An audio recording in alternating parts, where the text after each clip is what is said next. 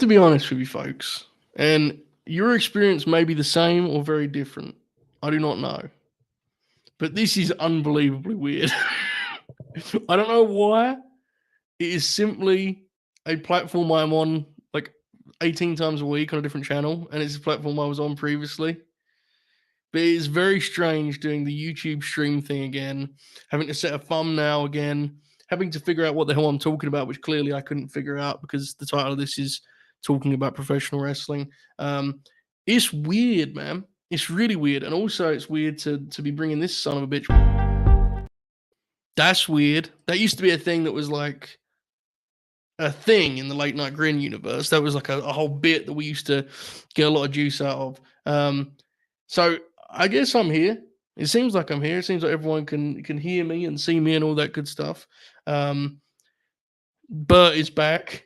Was the best I could come up with for some kind of branding for this, because the reality is, folks, I have no clue what it is I'm doing here or what the plan is or anything of that ilk, but I'm here to talk it through, figure it out, answer some questions about the great, I was going to say sport, but I'm not Vern Gagne, so, the great sports and entertainment vehicle that is professional wrestling.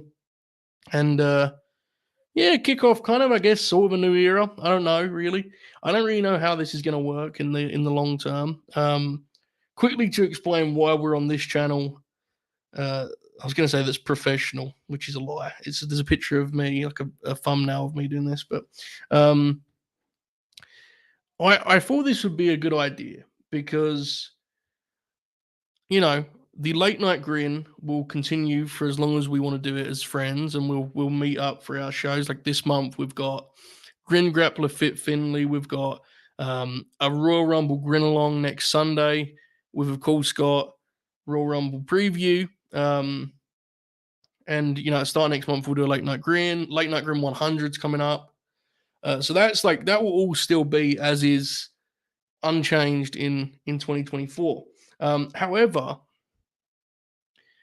it felt like for a lot of the folks that have met me through Wrestle Purists, that felt like a big, there was a lot of kind of built-in lore and bullshit that follows at the Late Night Grin. It's part of why our audience is what it is and part of our community's tight, is because everyone knows all the inside jokes and has been with us for 2 fucking years. So I thought it makes sense to build something separate to Wrestle Purists that is a little bit more kind of easy to jump on board for those of you that have come to know me there, of which there are many, which I'm greatly appreciative of. I know a lot of you only know me as the fella who wears WCW hats on Wrestle Purists. So I thought I would kind of, embrace that with something new, a fresh start on YouTube too, which of course is where we host those shows. I just thought it makes sense. I do not know what kind of content will be on here, generally speaking.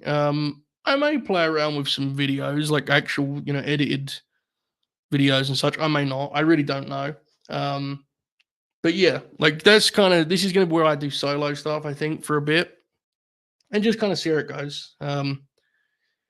With these deals, you can, you're always kind of, you're best to have a few different things on the table at any given moment. It's kind of the best way to do this, and people will find you how they find you, is the way that I've learned.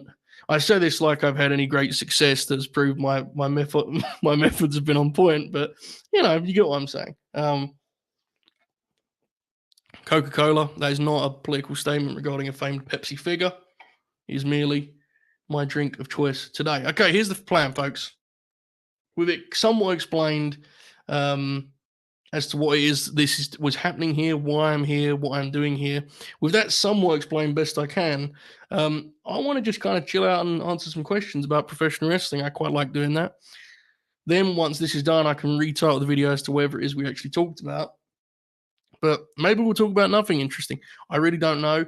It's up to you folks in the chat.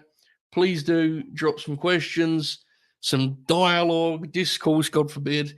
Whatever's on your mind. It's a Wednesday. Dynamite is tonight. The big man is back, quite literally. Samoa Joe is on the TV tonight. We assume he's going to respond to the challenge from Hook, all caps. There are a couple 8-mans. I believe there are some other folks in attendance and around the building, which I think has been reported in the last hour or so. So there's some different things going on. I'm here to answer questions, hang out for maybe an hour or so, maybe less if I'm boring you. We will see. Let me just do some business and tweet this link. And then we'll get down to it, folks. But I hope everyone is well. And what have we got in the chat here? I do not intend to talk about Twitter discourse, to be honest with you. But I mean, if it's what people want to ask about, I guess I can, do my usual. Well, it's fun, one of those deals. But yeah, I mean, it is what it is, right? It is what it is. It could be funny for a bit. People then inevitably take it very seriously, and it's less funny. So whatever. Tope, this was a good bit. I did appreciate it. Tope Suicida is the lone moderator, so please don't overwork him.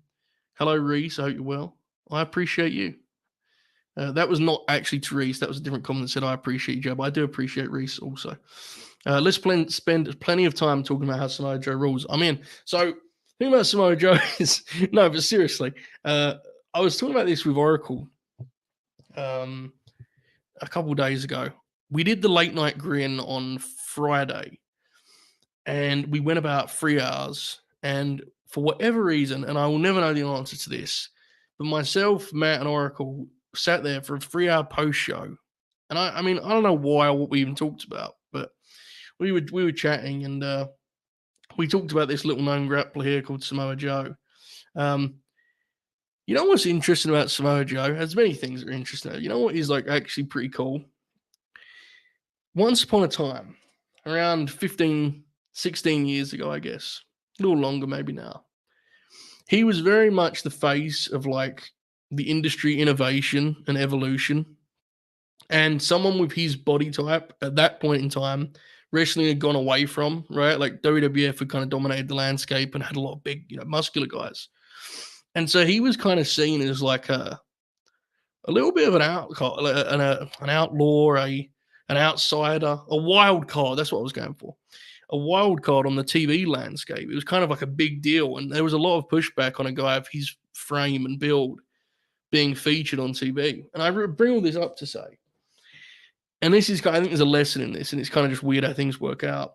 Here in 2024, he feels like the ultimate throwback grappler that we have on TV, doesn't he? He feels like this kind of guy from yesteryear, which in many ways he is now, and that's kind of just the way these things work. But it is, there is something that stands out to me now when I watch his promos and stuff. His presentation feels like something from back in the glory days, so to speak, when for much of his career he represented kind of the opposite to that. So, speaking of such, Magnum TA, who has a new podcast with Greg Gagne, which is the most Joe Holbert pilled content ever. Go support our friends at Magnum and Gagne and Magnum, one or the other. I can't remember what their title is, but Magnum's a big Sam Joe fan, it seems. He loved his promo last week, so that kind of speaks to my point. Big Joe, yes, indeed. It could be, in reference to me or the aforementioned big man behind me here. I don't know. The Bert is back. Not quite. I had some fun with that as that title. For anyone who doesn't know, because again, I understand that some people have kind of met me here in recent weeks and months, but the Bert was this kind of outrageous idea I had where I was going to go live every weekday at 10 a.m. Eastern, which would be 3 p.m. for me. And it was kind of like, morning daytime radio. The Bert logo was like the Colin Cowherd, the Herd gimmick, which was hilarious. And Jack Crosby was convinced I was going to get sued. Luckily, I don't think we reached quite the heights to make that an issue. And I did it for a good few months there. I couldn't maintain it, unfortunately. It was very difficult to kind of, with everything else going on and the fact that it wasn't something that could sustain me. I was throwing 101 things at the wall. I couldn't sustain it, but it was really fun. It's something I would like to revisit sometime, just like a daily solo where it was just, I'd have topics. I'd review I reviewed MLW on some of those. I reviewed retro stuff, the night before's TV, talking points, all that good stuff. It was very fun. Very, very fun. Hello, Brainbuster, Cody. My goodness. We are back. Yes, we are. Wow, Elliot. Forget work is time for Bert. I'm not sure that will get you very far, but I appreciate it nonetheless, Jason. Simon, look at this. What a house we have here. I really do appreciate it. I know that this time is kind of not something I've done previously, and this is also on a channel that I've never had previously. So I do really appreciate the the turnout, folks. I do. All-time great Oracle quote here. All right. Let me scroll down a little bit here. We bumping tonight. When you do solos like this is like the equivalent of an Iron Man, you know. This is a tough gig, bro. I mean, Mondays worldwide. I like because Ibu's the one who's connected and has sources, and a lot of the stuff we did on Monday was like updates on news. I legitimately did not take a bump in wrestling podcast terms for about an hour. I just kind of sat there and let the lads, you know, let Ibu give what he wanted to give about a Mercedes or wherever it may be, a Julia. So I kind of saved it up, felt a little rusty, so I'm going to do a solo, and this is where we bring out the working boots, and this is where we really go for it. So what do we got here? Bing bong. When is the David Finlay grin grab? Because everyone knows the world needs a rebel. Look, man, you know, maybe in 20 years we're still doing it, and we'll circle back, and we'll be having the prior subjects, their sons will be having episodes built around them. Seems unlikely. I will say, for anyone who's unaware, if you go to @LateNightGrin on Twitter, we announced the lineup for the Fit Finlay episode, and I'm really excited. We worked in some Big Daddy, which Alex was looking for. We got the Regal match. We got some Ray Jr. in there, and we close with the Bradshaw Belfast Brawl, which is an absolute hoot for anyone who's not aware. I mean, that match is just hilarious. But I wanted to close with Fit had a match with Dolph on TV. He had a couple matches with Dolph, but he had a really good one in, I want to say, 2009 on SmackDown. And I wanted to close with that because it's, you know, hilarious that Dolph, still looking like a fresh fella, is now going to wrestle his son here in New Japan. But it did not make the cut. I recommend it nonetheless. 2009, Dolph Ziggler and Fit Finlay, or just Finlay, I guess. Just Finlay, I guess. Big fan from the Distraction Days. I appreciate that. You know, the Distraction Days was a great time. We had a lot of fun. Really, the kind of none of this follows without that, right? I mean, that was a blast. Jeremy opted to bring me into that kind of project, and I'm forever thankful. So shout out to Jeremy Lamb, but that was a good time for sure. Yeah, I didn't have a good way of explaining why this exists. So it kind of came out like I was doing like a press release. It wasn't my plan, but you get what you get, I suppose. Thoughts on randoms just getting title shots. To use a Finlay example, Pop, in WCW, Booker T and the other fella had a famous best of 7 series down a title shot while Finlay wrestled nobodies on Nitro. I mean, it's, you know, I'm a big believer in the idea that, you know, you're allowed to do wrestling matches for wrestling matches' sake. I think that's allowed. I don't think anyone should be calling the police when that happens. It is a wrestling show after all. The fabric of a wrestling show should sometimes just include wrestling contests. So if a belt is like a TV title, here's the best way I explain it. Orange Cassidy's belt, to me, he does not need to like bump into someone backstage for me to understand why he's wrestling someone. I understand for some of the audience they feel that way, but it doesn't really add anything to me personally. They could just throw the graphic up and explain that this person's got a shot at the belt. So it depends. You want to avoid it for world's titles, I think, generally speaking. But I mean, there's an exception to every rule.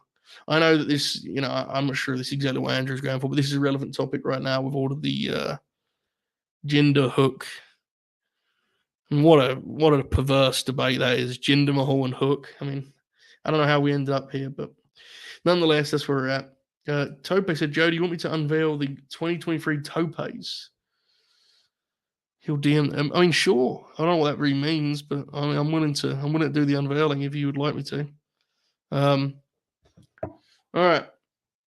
Indeed. Good evening, Callum. I'm trusting Tope Suicida. It's a new era, folks. It's a new era. Do I need to watch all Late Night Grind to understand this video? Yes, it's too much otherwise, man. Too much. It'll be impossible to follow such high-level professional wrestling talk, such as, randoms can have title shots sometimes. You can't follow it otherwise.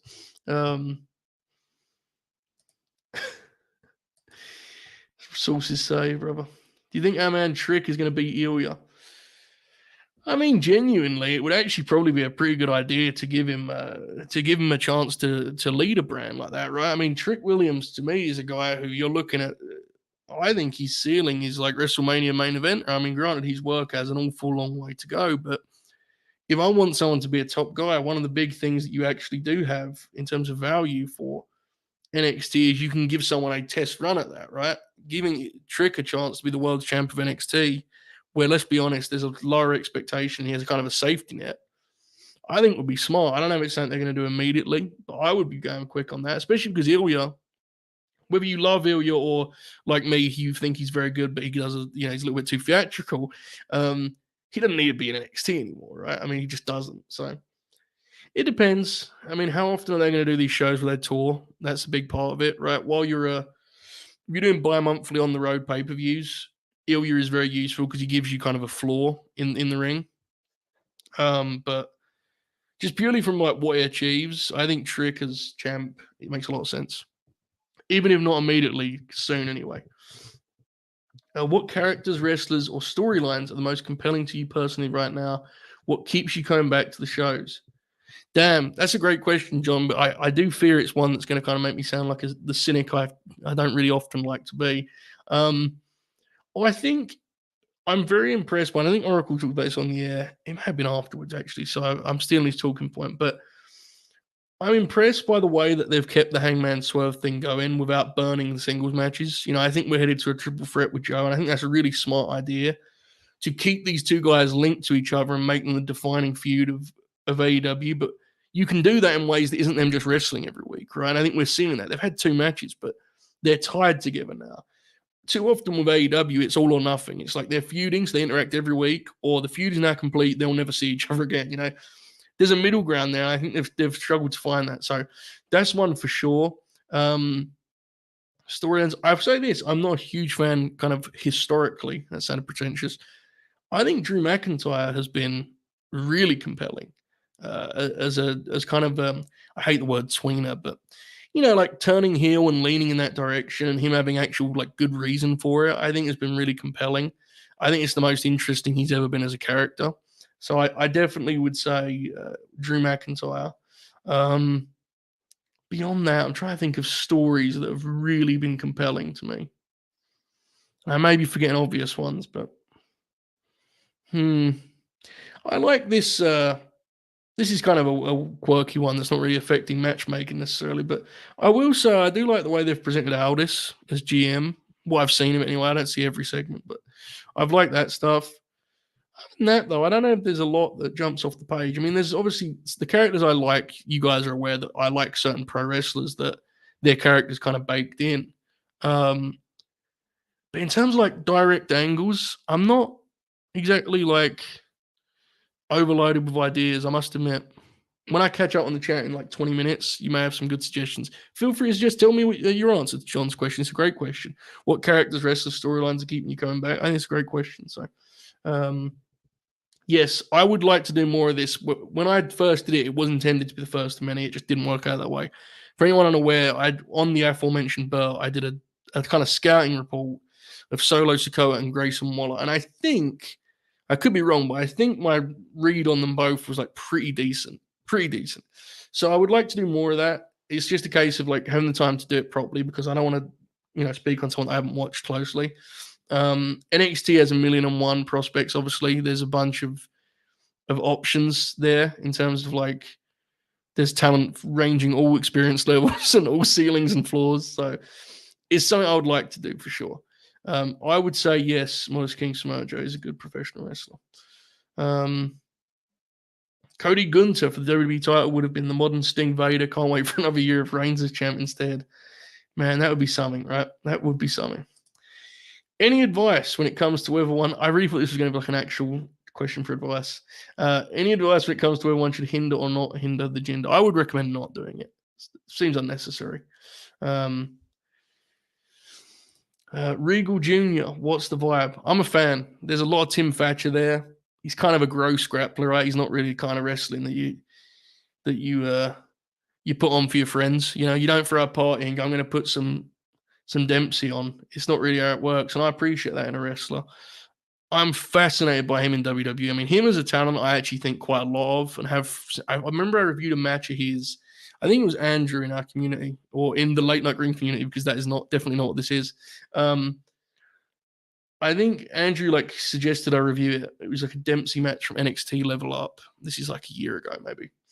And I remember being really impressed. And he has that perverse bridge that he does that is like kind of horrifying. So I love him as a talent. What is interesting about him is what the hell it looks like when he kind of sticks in this WWE system, you know? Regal, I love the Lord Steven Regal run, but it took Regal a long time to figure out how US audiences react. WCW crowds struggled to necessarily like fully get or appreciate what he was doing inside the ropes. And WCW crowds were a lot more open to kind of, in-ring bell-to-bell things than WWF crowds. By the time Regal got to WWE for his proper run, not the first man's man business, he was able to adjust and kind of find like a shtick-heavy, almost like slapstick take on his style. And, obviously he still had real matches, but a lot of the stuff people remember from Regal that aren't nerds like us, like the general fan, they remember him as a character. So how Dempsey kind of gets across that bridge is going to be interesting, because while WWE has changed, I don't think it's ever going to be the home to where a guy like him can just go out there and grapple on TV and get over. I don't think that's how their audience operates. So as a talent, love him. Fit in WWE, man, that's going to be an interesting ride to follow. I'm not sure. I cannot give an update on Mercedes. No, I cannot. Thoughts on TK Jinder drama? I think both situations are bad booking in their current state. I actually I can't really speak on the Jinder thing because I didn't even watch the promo. It seems dumb, but like I don't really care. I don't have a strong opinion. It doesn't seem like good booking. I'll say that. I actually like the Hook thing because I think it opens up different options for like what you do with his character. The least interesting option to me is they just have a competitive 10 to 12 minute match, and that's that. I think there's a chance to do something dramatic with this. I think it was Snowboy on Twitter that suggested like Joe should kill him, and I kind of think that's the play. Using this as a chance to kind of break down what Hook is and then rebuild him in a new image. I think there's something to that. I think Hook just kind of losing with grace and going back to where he was, I think is kind of a waste of time. But we'll see what they have up their sleeve. I like that direction. As for the drama, like, look, it is what it is. I don't really need my wrestling people or promoters to be adults or professional. I've kind of conceded on that, and at least this stuff is like harmless. It was kind of like I didn't really think it was a very like interesting or compelling point that Tony made, but at the same time, I don't, it doesn't bother me. I think the one thing I would say is like there are still people that are convinced that one day they're going to wake up and like Twitter is going to be this land of everyone being like playing it down the middle and being level-headed and reasonable. And I just have to stress that's not what that app is for. That app is for people to get their shit off and get jokes off and be silly. It will always be that way. And that's fine, Like I see a lot of that. Like Edge goes to AEW and you'll have like WWE fans, but everyone's changed their mind on Cope. Punk does the other way, and the AEW fans say the same thing. It's like, yeah, man, because it's just a place where people say shit. It's not. They're like no one's talking over there like they're in court. It's not. It isn't that deep. So I think generally I would just like professional wrestling people to stop thinking that one day that's going to change. Yeah, people get their shit off. Tony wants to get his shit off, then I guess he can too. And, he can deal with whatever consequences come from that, of which I doubt there are many because they're just tweets ultimately. So that's the best I got on the drama. I don't know if that was anything insightful. I doubt it, but yeah, I like the Hook booking personally. This is very, very positive to suggest this about the super chat money, but unfortunately I need like 1,000 subs to even like be open for it. And I think even then there's like different, so that's not even, that's a million miles away, brother. I'm not even pondering it. I'm not on the Cineworld gimmick, but this is good stuff, Callum. I appreciate it. The Iron Claw early screening. I appreciate it very much. Okay. I'm gonna just read this because American is one of the favorite kind of folks that I've met through doing these shows. He says, and I quote, "I logged into the Elon for the first time in quite some weeks this morning. I logged out an hour later, being neither happier nor more informed. In fact, I was very upset. A cautionary tale. That might speak to what I just said, or maybe not. Doesn't really matter. All right. Young Bucks return with Jack Perry or Cutler, Cabana, or both. I don't think Jack Perry necessarily. I could be completely wrong on that. I don't know what's up with Jack Perry. I definitely would recommend putting him back in something that's part of a bigger thing. I've pitched the Christian Cage faction. I think that's a natural fit. I've not heard him linked with that. I mean, everyone has kind of heard, and it's been reported, right? Like Cabana, Cutler, Young Bucks. That is not on paper a pitch that interests me, but in execution, I could be convinced in one segment because I haven't seen it yet. I mean, we've kind of seen it, but maybe they have a new take on it. I don't know. So we'll see what they do, but it certainly seems like that's the plan. What's going on with this TNA reboot? Wrestling Rules. So it has no hype. It'll be great. I'm not sure it will. Yeah, Wrestling Rules, sorry, say that it has no hype, so it will be great. I'm not sure it will. Yeah, I don't know. They need to have something up their sleeve this weekend in terms of a surprise that is enough to kind of, if we're being honest, to kind of fuel this thing, because they gave themselves a good run up and they did a cool video. I mean, it was ridiculous, but it was, they gave it a good push promotion wise in terms of what they wanted to do with the rebrand. But unfortunately, we've got to the show week, and it feels like a lot of that hype, as Andrew mentions, has kind of dissipated and faded. And that's a shame. As someone who just would like there to be a third kind of, interesting, viable promotion in the States, that is a shame. So whatever they do this weekend, I mean, I have no doubt the show will be good. Generally, their shows have been good for years now as pay-per-views.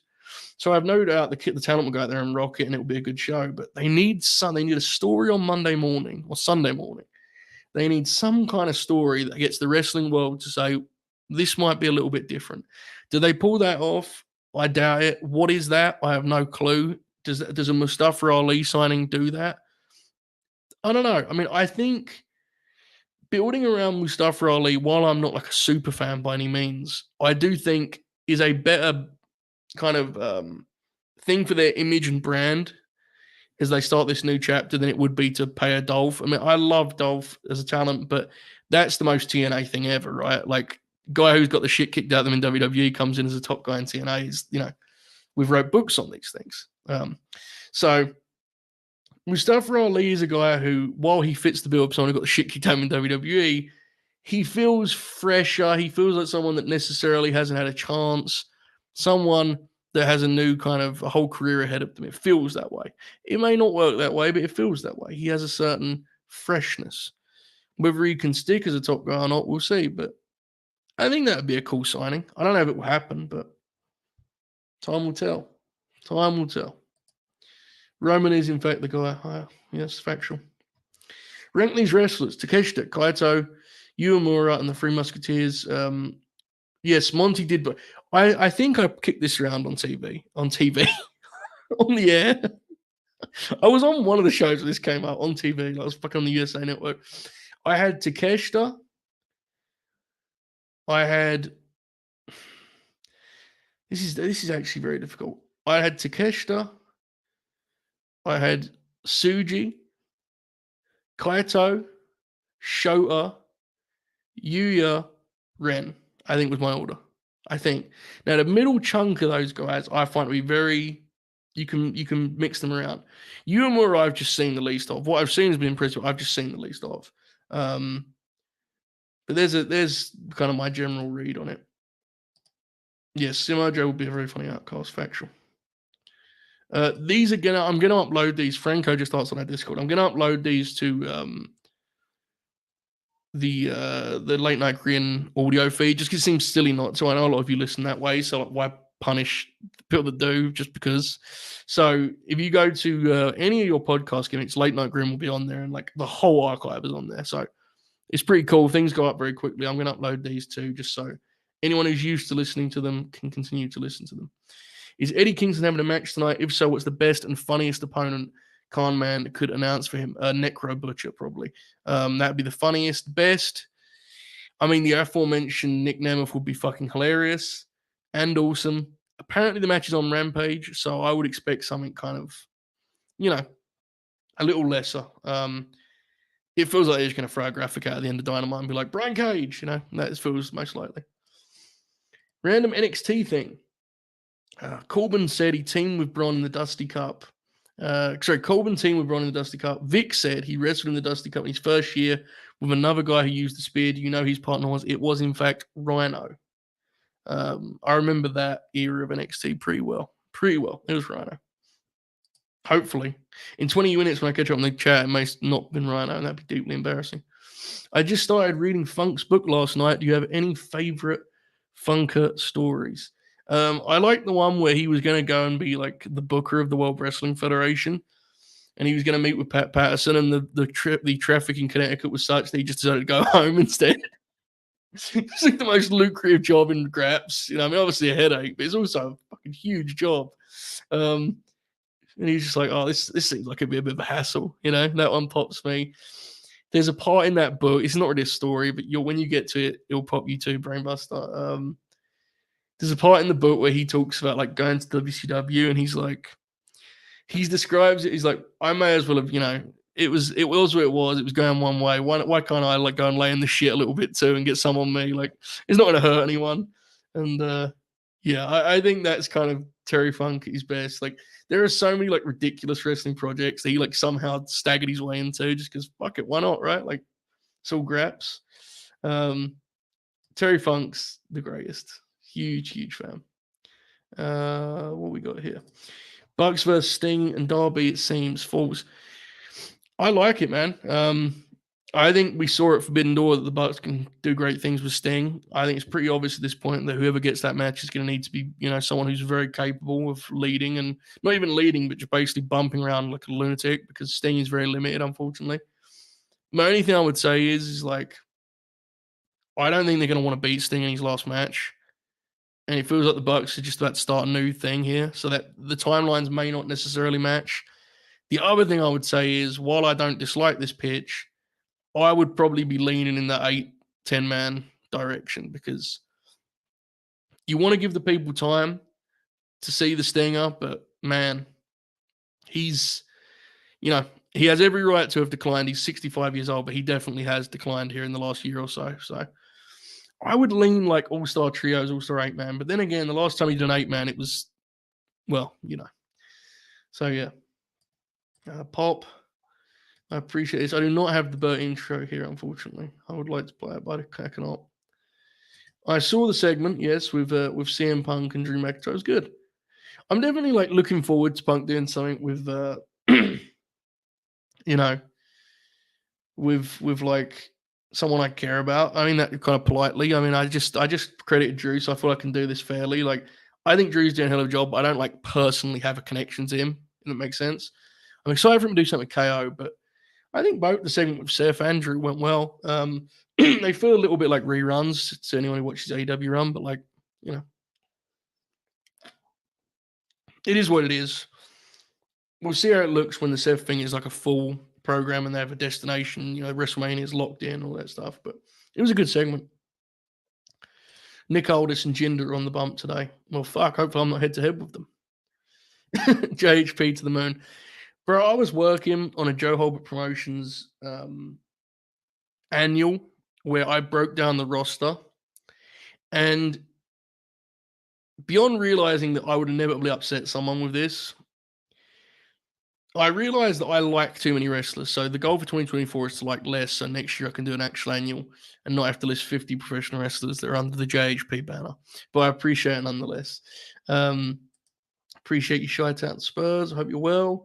Was listening to the Eddie Guerrero Grin Grappler yesterday, and I've been laughing at Bob talking about British Bulldog and saying I've never seen a person look like this. Man, Grin Grappler, I've said it a million times, and I apologize. I know it bores people who don't watch and don't care. Grin Grappler is the coolest shit that I've been able to do in this space. It's my favorite show. Myself and 3 friends talking about these fascinating pieces of history and great characters and stories.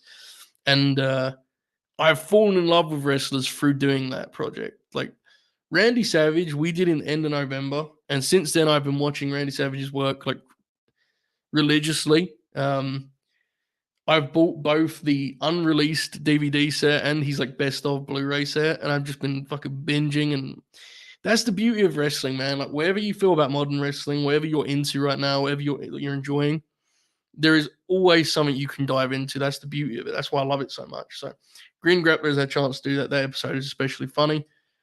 You can go check out the Grin Grappler archives at I guess latenightgrin.com or the YouTube channel. I don't know. Indeed. I hope you're well, Bobby. Look at this. I was unaware of the hurt at the time, so imagine my surprise when I saw the Bert being ripped off on TV while enjoying a pizza with family. Yes, indeed. Fit Finley lineup ranging from Big Daddy to Rey Mysterio. Only fit, brother. Only fit. Yes, Smarty Jones. That was the last thing we plugged in there. I was pretty excited. Pretty excited. Pop. Joe, what's your own knowledge of British wrestling? British wrestling. I know names, but I've seen very little matches. Oh, very poor. That's going to be the worst part about the Fit Finley episode. Is they're going to give me shit and expect me to know about Brit Wrest like history, and I know nothing. Unfortunately, it's one of those huge blind spots that I wish I could. I wish that I could kind of fix up quickly, but there's a lot there, and it's kind of not the easiest thing. Regal had some good podcasts about it, but I don't know a lot about British wrestling history, sadly. I saw this Bish in here, but I don't really know like what they were debating or what was. I saw Dax, Ibu, and Bish having like a beef, and I thought it was like some sort of Holbert pilled content, but I didn't delve into it. I don't know whose quote this is, but it fucking rules. All right. I've always wondered, I think this is about like kind of wrestling schedule and such. You could do the PFL thing, go full Premier League and have fixture lists. My God. That sounds like some AWA business. I love it. Who's the last wrestler to unite fans the way Obafemi has in the past few months? The craziest thing about the Obafemi bit is I don't even know if I've seen him wrestle. I think I've seen him wrestle once, but I've heard so much about him and my friends are so big on him. I just kind of, I'm in, I will do it. Okay, what else we got here? I'm so happy that we didn't fuck around with Oba and just went with it instead of playing it safe and have him hold the contract for months. Yeah, also it felt like it would be a bad fit for like that archetype of wrestler, like, walking around with a contract. It's lame. Thoughts on tag wrestling in WWE in 2024. Excited for the landscape overall. Tag wrestling in 2024. Well, it's interesting, right? Because you've got to assume at some point, and I could be wrong on this, I don't know, but I mean, it feels like once the Usos wrestle, they'll be back together. I mean, I know Jay's done a hell of a job, but it just feels like that's what you'll do. It feels like once they wrestle, they'll, reconnect. I could be wrong. I don't know. So I guess that's looming, but otherwise, it feels like you have quite a few teams in terms of quantity, but I'm intrigued as to who's going to anchor the division. The Judgment Day thing, they've got a lot of TV out of. How much longer can they use that for that particular role? I'm not saying they get split up, but they've been kind of central to those belts now for quite some time. The Creed brothers obviously are very exciting. DIY remains like a project that I'm told is going well. I don't know. I haven't seen it. Authors of Pain are back. Dunn and Bate, I guess, on our team. So there's obviously numbers. I guess the big question in 2024 is who is going to be the centerpiece, right? Who is going to be the Kevin and Sammy or the Usos or whoever it may be in yesteryear. Maybe it's the New Day again. I don't know. But yeah, intrigued. I'm not sure really. I'm interested if they split the belts. It feels like that would be kind of important too. So I'm interested. I wonder what Swerve does at Wembley, defense versus Ospreay. That would be my pitch, man. I think Swerve would absolutely relish the atmosphere. I think he'd have so much fun. He would actually be the heel at Wembley against Ospreay, that is. And I think that would be a really cool deal. That would be my direction for sure. Feels like it's right in front of you too. So that's where I'd be going. Okay, it appears the topes have been sent over. Let me just see let me see what this actually is and how. Okay, Tobe Suicida has sent here the quote most vibes pilled matches of the year. Chat, tell us what you think here, okay? In at 10, Wrestle Dream, Christian Cage versus Darby Allin. Beautiful match. I wish that got more love than it did. It was tremendous. In at 9, my God, I thought this was the year prior. Jamie Hayter versus Riho from Dynamite. Tremendous. It's kind of wild to me that Jamie wrestled in 2023. It feels like it's been that long, but she indeed did. In at 8, the Kendo and Kenny Omega, their Dynamite main event. That was a hoot and a half for sure. Mox and Hangman, Texas Death at 7, which is like hilarious. The Hangman had that and the Swerve match in the same year, which we'll get to in a moment. In at 6, the FTR versus Juice and Jay Robinson from Collision. I presume the 2 out of 3 falls epic that is here on my shoulder. 5, we have the Texas Death I mentioned with Hangman and Swerve. 4, MJF, Bryan Danielson, Iron Man match. 3.5, as usual with Tope Suicida, there are complications. Bad Bunny and Damian Priest, brackets, but like just the entrance, you know? Seems unfair on the match, really, but fine. 3, we have Eddie and Mox from World's End. And the top 2 for Tope Suicida. This was locked in quite some time, I must say. Hook versus Stokely Hathaway and the no DQ match between Samoa Joe and Darby Allin. Did a hell of a job. I don't know what kind of committee I don't know if that was a one-man show, but came out pretty well. I liked it. Okay. Hello, Joe. Hello, Brucey Beats. First time caller, long time listener. Who will be the funniest, best NXT or free agent challenger for the All Japan Triple Crown? I'll hang up and listen. Let me pull up the roster here because there's got to be a funny one, isn't it? I mean, there's got to be. I mean, to be fair, as much as I love him, and I think it's clear I do love him, I think Trick Williams would be pretty fucking funny. I mean, that would be quite the adventure. Let me have a look here at the NXT. Because free agents, I mean, I don't know. They're all funny on some level. Okay. NXT, here we got. Baron Corbin would open up the room for some bits because I would do some perverse propaganda about him being the new boss man. Andre Chase, be pretty funny. I would legitimately like to see Gulak do. I don't know what you'd actually gain from that, but it would be pretty awesome. Oh, the answer's right in front of me. How could I? Yeah, it's Lexis King. Lexis King working for the Triple Crown would be incredible. Hysterical, even. Okay. Does the National Treasure get his boots back on? Oh, yeah. He may be wrestling at Mania, dude. I think he may be Kevin Owens' opponent, to be honest with you, but he's definitely going to wrestle at some point.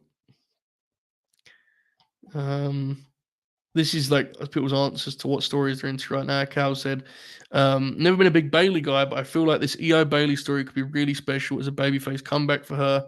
Very excited for Io to get a marquee singles match at Mania. Yeah, it kind of feels like it could have it's not the same, but like kind of a mini Roman Sammy, like that kind of dynamic with Sammy when Sammy went back to being a babyface, the way that kind of hit. That's kind of like the blueprint, I think. Of course, with the difference being you presume Bayley would win at WrestleMania rather than lose at Elimination Chamber, but I digress. How do you resolve the Athena conundrum? She's the sole draw on Ring of Honor, the only reason to watch, to be fair. Can TK afford to move her across? Do you say F it and do it anyway because ROH is as good as dead? Yeah, I do think it's one of those things where Athena's potential value to the women's division, especially a division that may have a Mercedes Moné, is too great to be worrying about on a club's subscriber number. I just think you can't. You know, I've pitched a million different versions of Ring of Honor, and I get that as a weekly product, which is what they seem to want to do, that Athena's pivotal.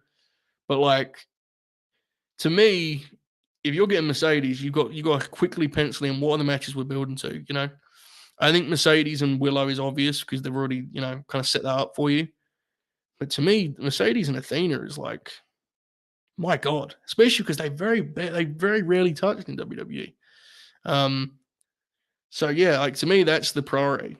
Ring of Honor's its own thing, and there's a place for it to help guys develop.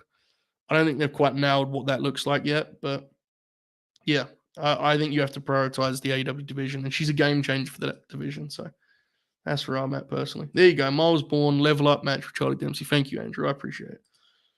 Speaking of prospects idea, kind of related but not, would be interesting you exploring outside your comfort zone for one segment, like random lucha libre, Josie, etc.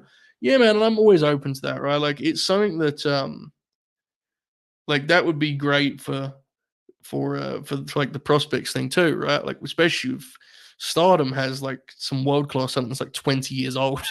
um, so yeah, I tried to do it with the guide. I tried to like include across the globe because it is important. Um, we all have our comfort zones, but if the best matches did take place on a CMOL show or a Tokyo Joshi Pro show, then I'll try and get them in the guide.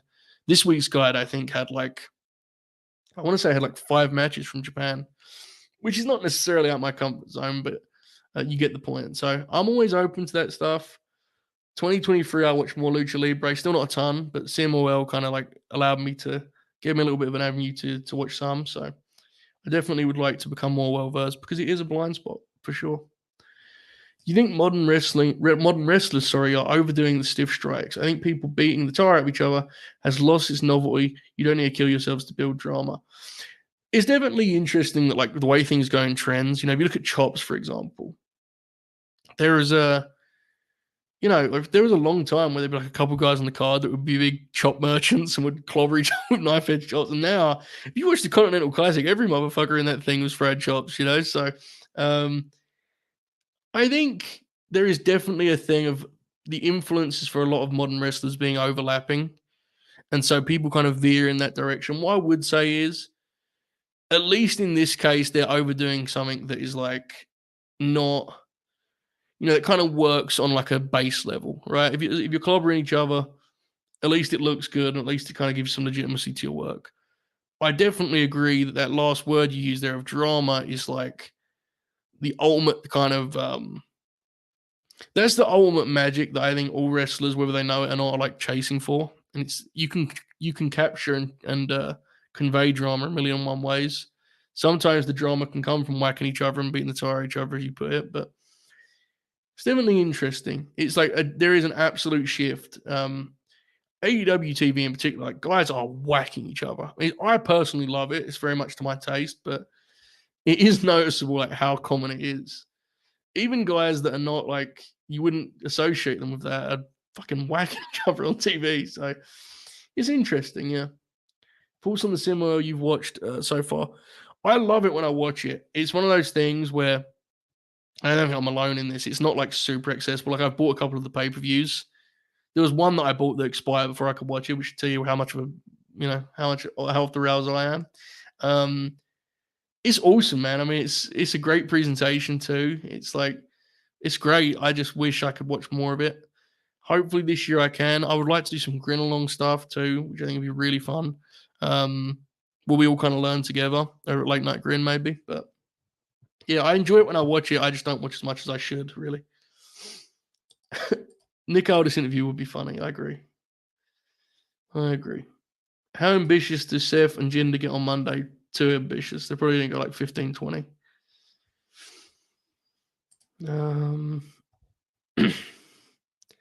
Yes, this is true. Absolutely, the scale. They have the video of 2012 for sure. Samoa Joe, Mark Briscoe, good wrestlers, I would say. You think the freeway closes Revolution or they prioritize Sting's retirement? The last 2 times AEW run world title multi-mans, they were bumped to the semi-main spot. Good question. I think, I don't know if I want to put Sting in that kind of. Again, I feel bad saying it because he's so old. It's like, of course he's not what he was, but I just don't know if I want to put Sting in a position where there's more pressure than there already is. I mean, there's going to be a lot of pressure from the fact it's his last match and he's through the house. But like, it'd be nice if you didn't have to also put on him that he had to close the show. Like, so I'd probably close the freeway. It's kind of cowardly because if you do the Sting thing right, that should be the closer. But I don't know. I'd want to give myself that safety net because that freeway's got like a really high floor just on talent alone. So I'd kind of reluctantly go with the freeway, I think. Not to keep bringing up Twitter drama. It's fine. I mean, it is what it is. I haven't got a problem with it.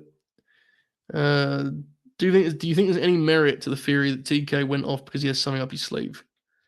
Not really. No, I think it's just kind of that's Tony's personality, and it does double as like some sort of perverse promotion. So yeah, I don't think there's anything like that. I mean, I think we all know that he's definitely of the belief, and the industry is of the belief that he has the Mercedes deal done. I presume that that's something that's happening, but I don't think that's related to this. I just think Tony sometimes, he's a message board guy, man. He likes to get into those doors online. I mean, it is what it is. He's like the Oracle of Wrestling. Okay. What else we got here? My God. They released an Executioner figure. I always wonder, like, to your point, Angela, what ridiculous runs that we're watching right now are going to have legend figures in 25 years, 20 years, Like, in 20 years, is there going to be like a Titus Worldwide box set or something, Maybe. Time will tell. Where does the United Kingdom go from here? Cole is injured and MJF is injured. Yeah, I don't know. That's going to be tough. I thought the Kingdom did a hell of a job on Saturday with their performance, the aggression they wrestled with. But man, in terms of presentation, that thing is like, it's going to be difficult to make them feel like a big deal, I feel. Roddy, I think, is going to get the international belt. I think that's what they're actually going to do. He kind of has to. Now that he's called his shot, he's been such a goof on that show. You kind of have to do that for him, I think. So, yeah, I think it's going to be difficult. I think you kind of have to legitimize the guys in their own separate divisions. And you probably, when like, it depends on when Max is coming back, but for the month or so prior to it, you probably want to, like, do the deal where they're goading him almost, You have him every week calling out MJF, and MJF's music, doesn't play, doesn't come out, wherever it may be. Maybe one week his music does play and he still doesn't come out, and then eventually, of course, he's going to come out and it'll be a big deal. You hope and assume. You need to keep things centered around MJF just while he's not there. It's very difficult. And the other problem with Max is, who are Max's allies on the show that you can kind of, you can do stuff with the Acclaim, but that doesn't really, that doesn't tick the box you're looking for, because they're as ridiculous as anyone. So it's a bit of a headache, to say the least. I think it's fair to say. It's a shame. It's a shame, Pop. Can we take a moment to tell everyone to go watch the Dustin Rhodes Grin Grab if they haven't already? Real Grabs, WCW Grins. Yes. Yes. And that episode is like one of the most viewed things we ever did, which is hilarious. And we're like somewhat certain that it got into very funny hands in professional wrestling, which is hilarious. So, yeah. Dustin Rhodes, all-timer. The WCW section in particular is glorious. So, yeah. Okay. I'm almost hesitant to take this sincerely because it pops me so much, but I'm going to presume it is because it's awesome. Hi, Joe, I'm from Iran and wanted to inform you that we use your memes and stuff and people love it in the Iran wrestling community. Brother, if that's true, that is fucking incredible. So, all hail. All hail indeed. I sometimes see my face on the timeline, you being used for memes and stuff, who do not follow me or care what I do, and it's very funny. So, anytime I see that shit, it's funny. What else we got here? 2 more Grin Grapplers checked off this month. Von Erickson, Briscoe's. God bless. Briscoe's one was tough, though. That was tough. Dolph's overselling doesn't bother you. Oh, it could definitely be an issue for sure. Very Hennig pilled in that way, where at times it became a meme kind of itself, a caricature of itself. I think Dolph, as he aged, did a better job of navigating selling and bumping. He still would struggle with it at times, but I do think, like, if you watch like his match with Miz, for example, from 2016, I think his selling is great in that more than his ridiculous bumping. It's definitely what kind of pigeonholed him, but it's nothing that bothers me massively, but it is definitely a flaw for sure. In the modern landscape where we're getting dream matches left and right, what do you think is the biggest dream match left out there that is realistic? Probably Ospreay and Dragon, right? I'd say Bryan and Ospreay feels like the match. I actually think, like, because the modern landscape is filled with dream matches, I actually think we're seeing I think there's an adjustment, and it's increasingly clear that we want matches that have like a certain personal spite. That's just me, but it's kind of interesting. Rank Evolution 1 to 4 best in-ring workers. Now we're talking at our prime here, right? Because obviously Rick was It was very, very old at that point. I'm going to go prime for prime. In the 1 seed, I got Flair. I think he's comfortably one if it's talking prime for prime. Obviously, if we're talking as they were, then that's different. Prime for prime. Flair is 1 by a distance. 2 is Orton for me. While somewhat inconsistent, silky smooth, great read and feel for wrestling. Always like watching him wrestle. So he's 2. I got Triple H at 3, whose peak was glorious, but did burn out rather quick. It must be noted. Was a little bit one-dimensional, but generally did have a good gauge of things. And 4 is Batista, who it should be noted is an incredibly awesome pro wrestler and has a great kind of charisma and presence. So none of this is really an insult in terms of what he meant as an overall package. But I did think inside the ropes, while he had these moments, was a little clumsy. And that's what I would say. He was never a natural in terms of the way he felt physically and the way he moved physically. Had some great matches, though. I mean, the Hell in a Cell Triple H is terrific. The stuff for The Undertaker is really good. So all 4 of them have their classics, obviously. But I think my listing there, my order there is pretty fair. I could be wrong. Maybe I'm missing something outrageous. Joe, do you ever worry? Do you lot ever worry? Sorry, about saying certain things negative about a wrestler show and that fucking up your sources. I get why you say you lot because I'm not really the sources guy.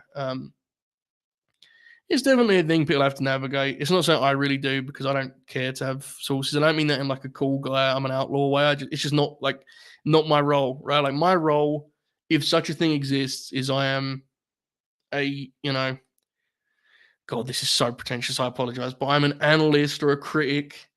More likely, I'm a podcast personality. But the point I'm getting at is, luckily, my audience, while not massive, I have built an audience of people that do not care for me to break news, and I'm very thankful for that. So I don't need to worry about it. I have limited interaction with wrestlers, very few personal relationships with wrestlers.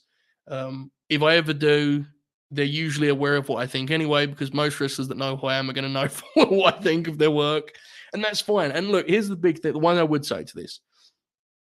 I do try, and we all miss on this front, but I do try, and whenever I fail at this, I feel bad about it. I do try to keep it pretty straightforward and, dare I say, professional in terms of how I critique things. I really have no interest in personally tearing down someone because I thought their match was bad. It really is not what I want to do. Sometimes when we're trying to be entertaining, we go a little far with that, or maybe you're thinking of an example where I fucked up in that regard. I'm sure. But generally, it's okay if I want to talk to a wrestler and I've been critical of them. Generally, I've done it in a way where I can pretty much, say, yeah, that's what I thought, but I wasn't trying to mean anything personal by it. I just didn't like your match, and that's fine, right? Like, it is what it is. I've had 1,000,001 shitty podcasts, like I said, it is what it is. It's never anything personal, so it's not a big thing for me personally, I guess is my answer. I would, Anne Rakan as a guest on Green Grap would be glorious. Yes. Or how. My favorite part of watching old Graps is reassessing my opinion on wrestlers that I used to hate or not get. Has Green Grappler helped change your view on anyone since you started it? Yes, actually. I became a much bigger Bam Bam Bigelow fan. Bam Bam is a guy who I kind of thought people overstated a little bit because, and I will stick by this, like, I do think Bam Bam, the career he had pales in comparison to the career he should and could have had. And whether that's his fault or not, I do think people kind of overestimate like how deep his catalog is. But watching his matches, you do get a greater, appreciation of his performance, and kind of what he was capable of. So, yeah, I think Bam Bam's one. Beyond that, I think I've generally been a pretty big fan of the guys we've covered. So, other than the Randy thing I mentioned, which I never didn't get Randy Savage, but I've become like a huge fan because of it. So yeah, there are a couple, I guess. What do we got here? Overfim is at 5 matches in NXT, including Level Up. He's had 10. God bless.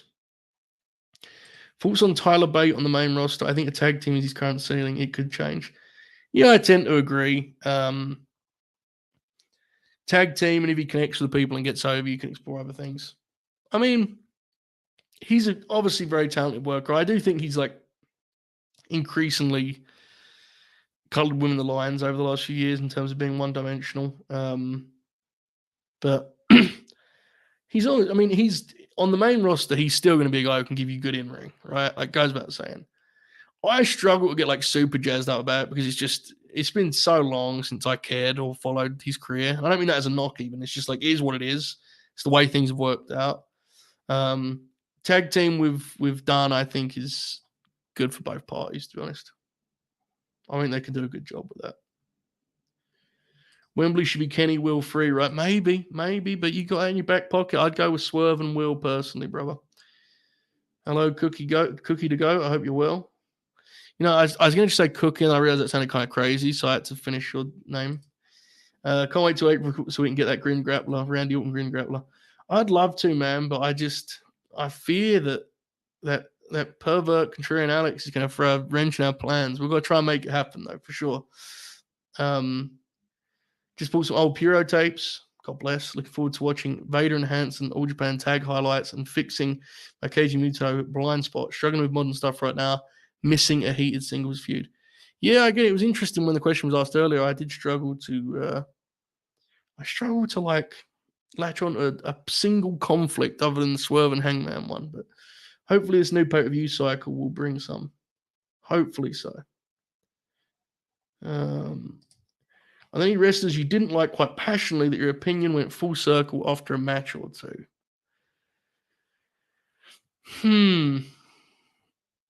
I don't know. I don't think I have a good answer for that.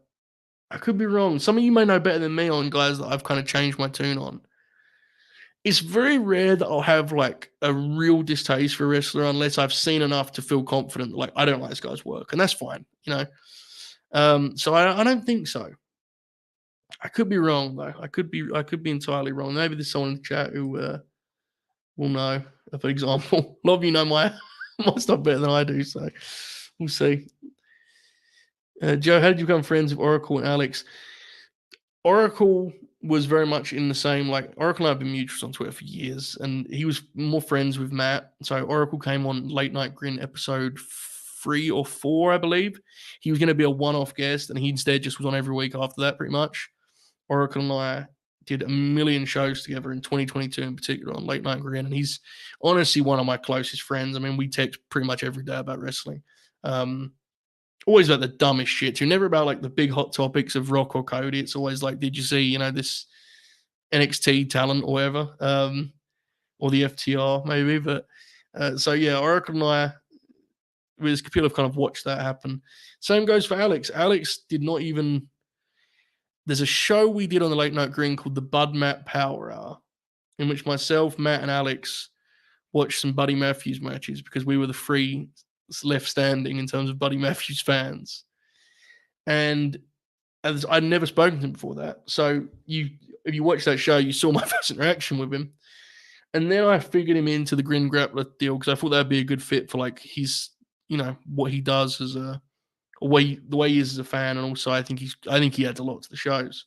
So we did that, and then through that we became closer friends. Grin Grappler is like 2 shows for us. It's like we do the show, and then we do a 3-hour post show where we talk about ridiculousness. So yeah, I've got to become really good friends with both of them. Alex, obviously, I met in Chicago, but both of them are people I met through really Matt, right? Like that's credit to him. I mean, if he's listening, I'm sure he's pumping his fist. He's going to text me in a minute. I don't think he is, though. He's got better things to do, right? Like the Fleet 50 spreadsheet, for example. Speaking of such, Fleet 50, your top 50 in-ring performers of AEW's 2023. Send them my way. You can DM them at Joe Holbert. You can email them, joeholbert05@gmail.com. We're getting those ballots in. They're piling up. You've got basically the rest of the month to get them in. Be involved in that. It's really fun. When it comes out at the end, everyone has strong opinions. So get involved now and get your ballot my way. The top 50 in-ring performers of AEW's 2023. All right. What else we got here? Hello, Monty. I hope you are. I know this was 20 minutes ago, mate, but I hope you're well. FTR and Garcia versus Bullet Club Gold. Collision main event for the trios belts. What's the ceiling? Bullet Club Gold, I assume meaning the current formation of Jay and the Guns, right? I assume. The Guns still have their, they have their roughness around the edges. So I'm going to say the ceiling is 4. Floor is 3.25. We're probably going to live in between if we're being honest. 4 is if it's a really hot crowd and we're rocking that night. But let's be honest, man. FTR and Garcia is so like JHP that it doesn't even need to be good. We'll just pretend, right? So that's the best thing we can do. Is Samoa Joe vs CM Punk the greatest match to ever take place on UK soil? Is it Danielson Nigel still? Danielson Nigel. Joe Punk is awesome and is a like a very particular feel and moment in time, and it's the best thing live I've experienced because I was in like I was losing my mind during that match, and anyone who knows how I watch wrestling live usually knows that's not a common thing. So Joe Punk is glorious, but Nigel and Danielson is like a masterpiece, and I don't think they compare. As much as I love Joe and Punk, um, yeah, Danielson and Nigel. What kind of world title design are we rocking for JHP? I always just assume the NWA World's title belt, but I worry that, yeah, I think we've got to go big gold, right? We have to go big gold. Got to be big gold. Has to be. Okay. Yeah, man. I look at that lineup: Mercedes, Jamie, Athena, Stat, Willow, Tony, Sheila. There are others too. There's a lot of talent there for sure. Did you see Nia, Becky, and Mia Io? I saw. I did not see Nia Becky. That was when I was like completely out of the game. I saw Mia and Io. It took them a minute to get some rhythm. The lack of heat early made it even harder. Like that was tough. That crowd was tough crowd on Friday. So little clunky at first. Mia looked like she was a little bit out of rhythm. Then they kind of wheeled it in the right direction. I thought the second half was really quite good, and I was happy for Mia that it went well in the end. The big Styles Clash spot, the missed dive at the end. There was a lot to like down the stretch. So hopefully Mia Yim gets some like creative assistance in terms of like what she means to the TV show. That's the big thing now, Like I think there's a role for her to play. I think the division needs folks underneath the very, very top of the division, that folks care for. So I think she can do that. It's just a matter of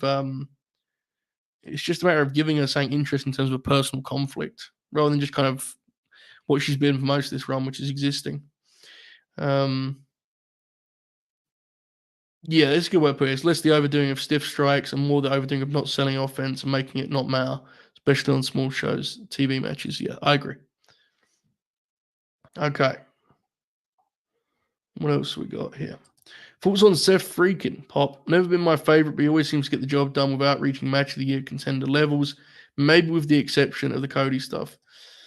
Yeah, he's never going to be my favorite. I don't find his matches to be particularly interesting. They generally are crowd pleasers, which speaks to kind of the phrase used, they'll get the job done. They are generally crowd pleasers. Yeah, I don't know, man.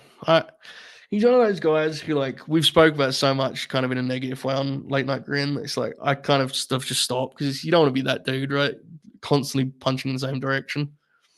He's not really for me, to be honest. Not untalented by any means, but I very seldom leave a match of his and think that was a really interesting idea, or that match had some like real.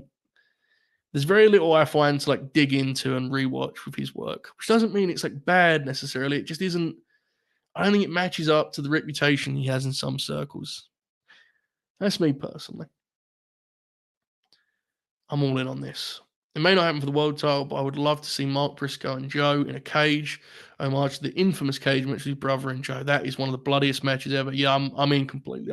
They've got to run it back at some point, man. That first match they had, or that last match they had for the Ring of Honor TV title, I mean, that was a beautiful match. Kind of real old school slugfest. We need to get more of it for sure. I was hoping they were going to do a cage last year at because I remember when Joe won, everyone was like, he's going to win. Mark's going to get the belt eventually. And I was hoping they were going to do that at Death Before Dishonor, but it did not come to be. Eventually, Mark was going to go for Claudio, and then Mark got hurt and all sorts of things. Gunther and Gable might be the play for Mania, but how about giving Sammy that moment by having him get the win? It's interesting with Sammy, it definitely feels like there's got to be some kind of big-time destination ahead of him, right? I get the feeling Sammy's eventually going to beat Gunther for a different belt, to be honest. But I could be wrong. What do you think of the Hoss fight or big meaty men slap meat match become more common on weekly TV? It's case by case or meat by meat, I guess, in this in this case.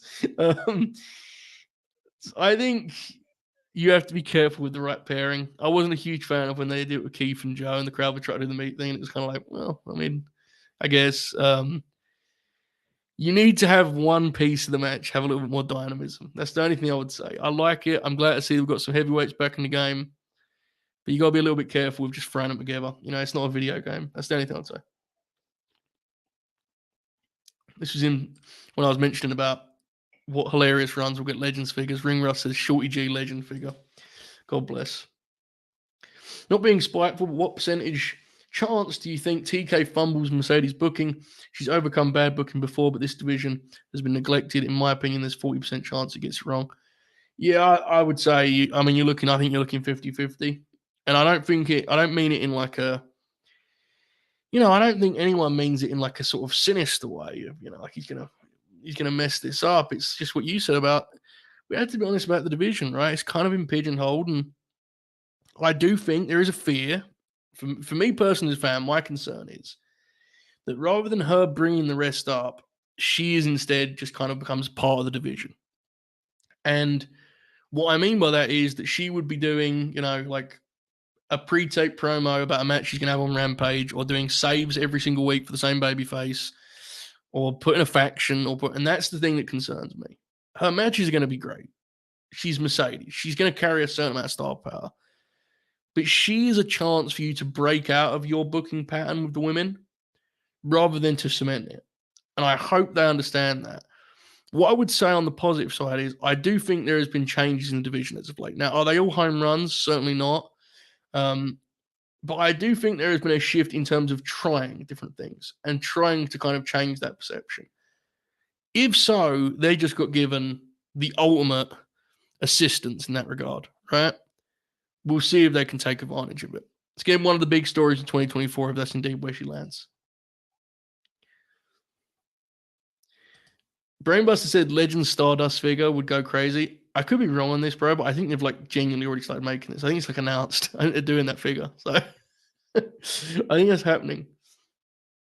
Okay. What else we got here? Yes, the headbangers are indeed getting new figures, which is very funny. MJF Devil Undisputed stuff is going to be like the fourth or fifth most important thing on the show by the time they're both healed. Rough, yes.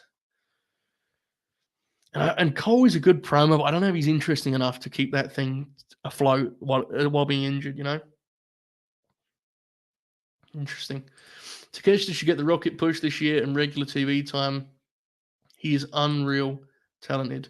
Yeah, man. Absolutely. I mean, you saw what happened, right? When he was just given a chance to just wrestle and kick ass. The Derby match kind of gave him a chance for an unofficial reboot. Hopefully they can follow up on it and keep things moving in the right direction, because I agree. And he's something different in terms of what he brings to the main event scene. Look, man, fuck it. Let's do a match with Joe while Joe has that belt. That'd be a great TV main event, wouldn't it? My goodness. And I get that I want to beat him, but at the same time, like, would it hurt him really? It'd be cool to see him in that spot. I don't know. What else we got here? Okay, sorry, folks. I have a lot of scrolling to do. You excited to see Edge's next booking idea? He might give Danhausen the rub next. I think it's cool what he's trying to do. The people he picks will be hilarious, I'm sure, but I'm enjoying Cope's run thus far. I did see the Korean Year-End Awards, yes. Solo Sikoa, the biggest heel in Korean graps. I saw that. Okay. Oracle is very funny indeed. It's Rock Roman, right? I have no clue. No idea. Absolutely no clue. During the time they were in Evolution, Ring Rust has got hit. Dave, Orton, Flair, Triple H. Yeah, probably true in the Evolution run, because the the Triple H work in the Evolution run is dreadful. Working the leg every week for a pedigree. Yeah, it's rough. Yeah, I would agree. Does Stang live on as a TV character? Probably not. Probably not. I think I think there's room for it, and I think you could actually be quite good at it, but they don't seem to have those, like, unless they want to do an authority figure, right? Probably not. Interesting. Got here. Hey Joe, hello. Not sure you answered this, but how do you use Naomi back in WWE? Do you have her do her own thing, or do you put with the bloodline? Probably her own thing. I think this is actually quite interesting because the time. Like, I like Naomi quite a bit as a talent, but the big thing for me would be I need to.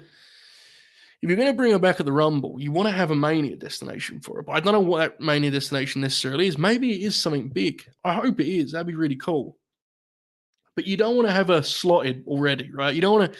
When WrestleMania runs around, you don't want it to already be in one of the two babyface teams in a fatal four way, or whatever it may be, right? You want to have her have like something big time. So maybe there is something for Bianca Belair. Maybe she's going to be positioned differently as a heel. I don't know. It'll be interesting. She's been gone for a while, but not long enough where it's like it feels like a total fresh start to me. And I would like their creative to convince me it actually is a fresh start and she's going to be used totally differently. That'd be really cool. I could kind of see her just being slotted back, which I think would be a touch wasteful, but at the same time, she could help in terms of that bridge between, quite frankly, the girls that aren't over, the women that aren't over at all, and the champs right now and the contenders right now. So very intrigued. I probably would avoid the bloodline thing though, if I'm being honest. Do you think there's a danger to AEW raising the bar on crazy bumps on national weekly TV? Yeah, I do, and it's not something that I like talk about a ton, just because I think it's a difficult thing to police in a lot of ways. And I find that a lot of people that do, unfortunately, do it in bad faith, which kind of ruins it as a talking point. I definitely think wrestling would be well served to kind of keep that risk reward dynamic in mind, you know? Kind of like, what are we doing and what is it going to achieve? With guys that have made their name on the independents, a lot of them, TV wrestling is still a bigger stage than they're ever used to, so they're going to do whatever the fuck it takes to get over. And I think there's a lot to like about that. But there's also a lot of agents that I think sometimes could rein these things in, you know? So it's definitely, I definitely think there's a point to be made there, and a kind of responsibility, I guess, would be the word, on the senior voices in that room to kind of rein things in, or at least make sure it's done when it matters. I guess we'll see how these guys age physically and how it goes. You know, it's wrestling's a weird beast in that way. You know, we're talking about Samoa Joe being the world's champ, and 15 years ago he did one of the dumbest wrestling spots ever and did a balcony dive on for no good reason. And other guys have wrestled super safe and had terrible luck. So it's always it's a complicated thing, I guess, is what I'm saying. But I definitely think there's truth to it. I do want to watch this Bam Bam Norton match for sure. Definitely. Yeah, I've seen the Vader Bam Bam tags for sure. I've seen. I did it. There's that hilarious clip I tweeted before where they do the crisscross deal, zigzag, whatever the fuck we're calling it. It's unfortunate that Roosh is hurt, because Roosh versus Roddy for the international belt would have been something. My God. Yeah, that's a shoot fight waiting to happen right there, brother. Let Alex do Shane McMahon, green grappler, then you can throw it back at him whenever he disagrees. Not even worth it. I'm not even doing that. No, I refuse. I refuse. Hello, Joe. Hello, Andrew. Hope the stream's been good so far. However, let's get out of business. We'll be getting Grin along for Bow in the Valley. So I'm kind of torn on this, because I don't want to be. I think it's live after Collision, but I may be, wanting to watch that Hard to Kill thing without spoilers, and I think it'd be cutting into the last hour. So it's not clear yet. I would lean, Andrew, regrettably, towards no, probably not. But it's possible. Maybe DM Young Dukes and ask him if he wants to do it. Maybe we can bully him into doing it, and we'll get a squad together. But yeah, it's unlikely, I think, unfortunately. It's a hell of a show, though.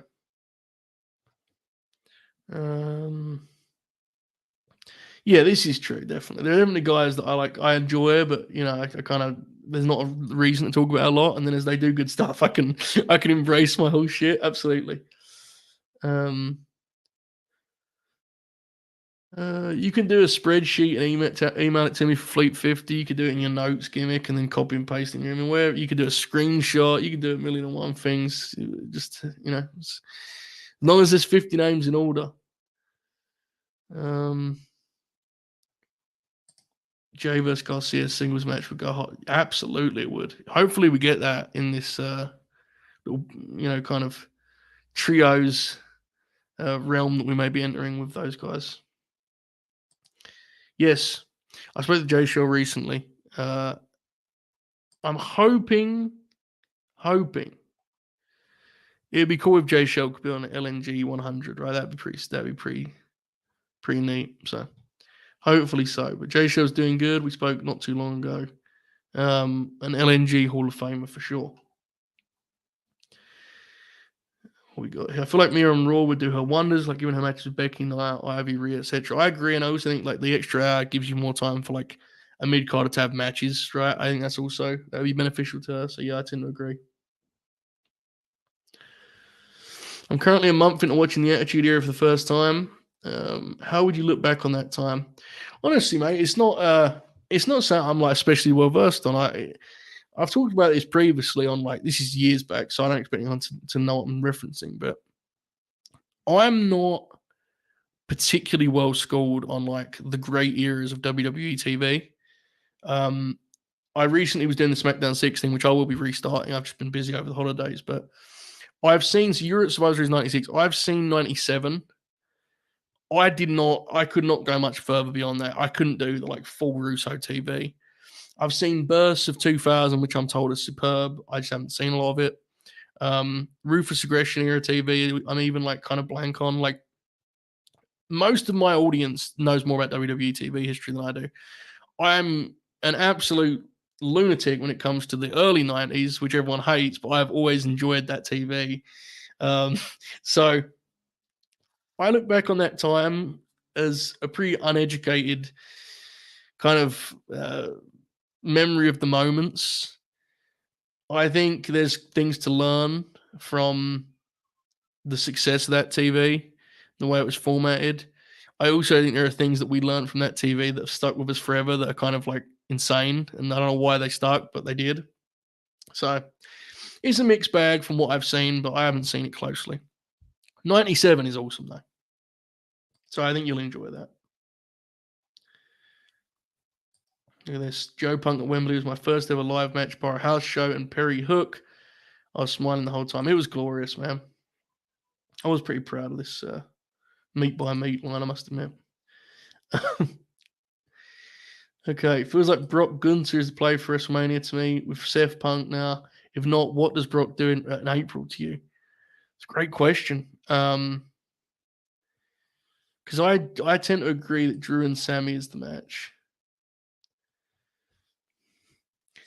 Drew and Sammy. I feel like Priest is going to do like Brock and Priest feels like it's an entire waste of Brock. I don't even mean that as a diss. It's just like it just doesn't really not very interesting, is it? Who could Brock work with? It isn't Gunther. That's a great question, man. I don't know, chat. Whose names jumps out to you guys? I'd love to know. I haven't got a good answer. I apologize. I don't know. Brock's in a really interesting point in his run where it kind of feels like it's reached his natural conclusion. But yeah, intriguing. Okay.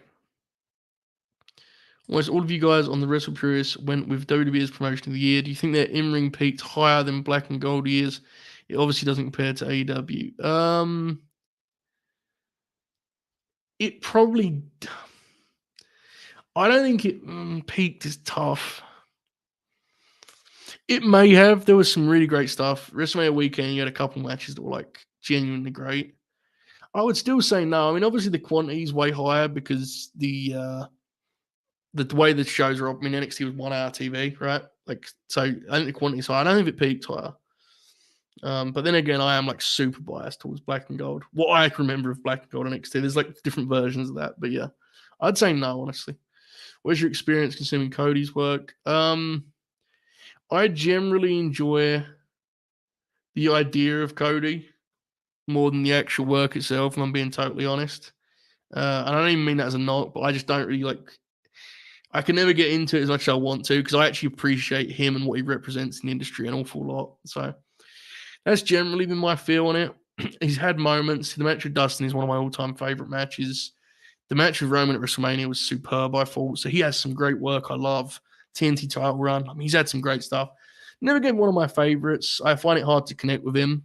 Kind of reminds me of Cena in that way. Cena's someone I appreciate and admire, but I couldn't ever personally feel attached to. It didn't feel that way to me. So I'd put Cody in a similar place, even if obviously his career is much less decorated thus far. And we'll probably never. I mean, I think I'm going to limb to say it's never going to be quite what Cena did, but that's the comparison I would make. Okay, what else we got here? I think this is a fair assessment. There's more storylines in the AEW Women's Division have. Most of them lean towards the comedy. I just don't know where Mercedes is supposed to fit in here. I fear this will be JWoww all over again. It definitely, I think Ibi made the comparison recently. The Women's Division is like 95 WWF. Like it's more focused, but not necessarily in a good way. I think it's fair. You're definitely going to need to rebuild some things. Definitely. But yeah, it'll be interesting. Hopefully they're aware of that at least. Who do you think is better, Prime Tanahashi or Okada? Okada is probably better in ring, but nobody's got the vibe Tanahashi brings. I gotta be honest, and I'm sure this is like somewhat controversial. I promise it says more about what I think of Tanahashi than Okada, but I think Tanahashi wins like handily, and I don't care how much people that are more educated than I disagree. I would die on that hill happily. I think Tanahashi is comfortably better. I think he's a more interesting wrestler. I think he's a more versatile wrestler. He's not as I wouldn't even say that. No, I'm not even going to throw that. I'm not even going to concede on that. I think he's better. Now, I understand that their match catalogs, Okada's is probably more like, it's more packed with like the conventional modern epic because that's the house style that like came into, the house style started with their matches in a lot of ways. And then by the time Okada took over, that was the way. You know, they had a certain way of doing main event matches. But I don't give a damn. I'm taking Tanahashi. Tanahashi is one of the most magical wrestlers ever. An absolute wizard. And what people don't give him enough credit for, everyone always like, talks about how great a babyface that guy was inside the ropes and that kind of steamboat vibe that he has. And it's right, yes. However, he was so good at doing the Bret Hart thing of just leaning heel if the crowd was with the challenger because he was the status quo. When you're the champ, when you're the ace, sometimes the people are going to root for the contender. And whenever they would do that, he was perfect. The way he would just adjust and just be a little bit of a dick. Bret Hart was great here too. So Tanahashi, I think, is one of the greatest wrestlers ever. And he, to me, is better than Okada, who's obviously an all-timer in his own right, but I got Tanahashi. Also, this is an hour and 28 minutes into a solo stream, so anyone who's mad at that will probably never see it. So we won. Yes, indeed it was. Shameless Ric Flair cosplay from Triple H, plus some Harley Race too. Listen to an interview with Brooks Jensen and his favorite wrestlers are Arn Anderson and Brad Armstrong. His favorite match is Magnum, Tully, the I Quit match. Well, it sounds like he knows ball, to be honest with you. He does feel like a world championship wrestling wrestler, to be fair. He does feel that way. Mox vs. Will is the Revolution match, you think? Interesting. I could see them wanting to rebuild Mox a little bit, give him something fresh, kind of restart with his TV usage. Just what I would do. I would go with Takeshita for Will. I'd have Don Callis introduce Will and have Will fucking murder him with a hidden blade. Write him off TV for a few months. Let everyone miss him if such a thing is going to happen. Try. And I'd start with Will as a babyface. I think while we're doing this whole restore the feeling, thing and the, all of that, whether you think he's likable or not, Ospreay is a great representative of like the identity people want for AEW of guys going in there and whooping ass and having great matches. He's great for that from a perception point of view. So I'd go with him as a babyface. So I would start with him and Takeshita. SmackDown 6, I need to reboot it. But yeah, I was enjoying it a lot. it's just with time, right? It's like I have to watch certain modern things that I would read. I mean, it is what it is. You have to watch it to have an awareness of what's going on. If I had my way, I would have spent a lot more time on the SmackDown 16, but I will get back to it. Once I do, my thread will be updating again. Okay. This is actually real grabs. So, hope you're enjoying the ride, brother. Thoughts on match card announcements. I loved when AEW would announce full cards a week in advance and have matches booked 3 weeks out. Not a fan of them announcing matches 2 days before the show. I tend to agree, especially with how AEW's TV works and the way that it's best. It kind of is a weekly event product. Yeah, I liked it much more. I mean, I know that like Collision and Rampage kind of complicates that, but it would still be nice, right? At the very least, if you knew Dynamite by the end of Collision, I think that would be that's where we should start, I think. So, yeah, I liked it a lot. All right, what we got here? I was on the run from 96 King of the Ring, following Austin's rise through 97 and gave up some time around early 98. Takeaways, Sid and Ahmed Johnson ruled, no point watching after Bret goes. Yeah, that was basically my experience. Even to the point of the Sid and Ahmed Johnson. More so Sid. Ahmed Johnson has been spoiled for me forever because Bob O'Neill once said that he was the original Kurt Angle, which is one of the funniest things anyone has ever said.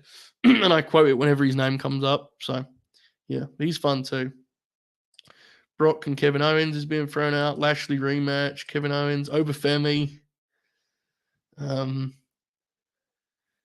Yeah, Kevin Owens is one, I guess. Yeah, that'd be interesting because I think there was some stories about like, didn't they have like a really short house show match? I seem to remember there being law there, but I can't remember these things anymore. With the Grinners or Purists, I think we're going with Puritans, Cal, but I appreciate it nonetheless. Be interested in doing a little Mania 40 prediction segment soonish. I always like hearing those ahead of time. I'll tell you what, I will not remember this, but if you are there live in about 2 weeks when we preview the Royal Rumble on like twitch.tv/late night grin, we will on the air do a Mania 40 predictions. Last year we did it for Mania. We'll do it again. You just need to remind me. We'll be on Twitch in a couple of weeks for a Royal Rumble preview. I will not remember this, but you may. So if you can, we'll do it. I promise. What goals do you have for Wrestle Purist yourself and Late Night Green this year? Goals, man. It's tough, like, because you never know where things are going to lead you or how these things are going to shake out. So I think it's hard to answer. The main thing that my goal in 2023 carries over this year, which is like try and be more consistent. The biggest thing that I've learned from my time in this space is like, it's such a cliche, so I apologize, but you can't do the kind of roller coaster, every day is a high or low. Like, yeah, sometimes I do shows that I think suck, but I've tried to get better at accepting that's just part of the process. You have to do that. Whereas 2 years ago when I thought a show sucked, I'd have to have like a post-show meeting and dissect why it sucked and what I said that was bad and what someone else said that was silly or what. And that's just, it was not healthy, So my goals are not really like achievement things so much as they are like be consistent, stay level-headed, don't be my own worst enemy. And if I do those 3 things, I think things will come kind of naturally. I never would have guessed that I'd close 2023 interviewing Athena, but it just so happened that was how it worked out. Not really to do anything I did, but wanted to give me that chance, and I think I did a pretty good job, if I may say so myself. So I need to just do these things, make sure I'm not getting in my own way, and I think things will work out. I mean, I don't know what working out in wrestling media is. I don't know what that even means, really. It's a weird space. What is success in wrestling media? I have no clue. Is this wrestling media? You tell me. But I do feel like I have some momentum right now, so I want to keep that going. I want to do the people that have trusted me and put faith in me proud. I want to do you guys proud. I want to keep the thing moving in the right direction rather than getting in my own way, because that's no good for anyone, right? So that's my general kind of take on it. Okay. Might be Drew and Priest for the briefcase, and he inserts himself in the Punk Seth deal and wins the belt. My God.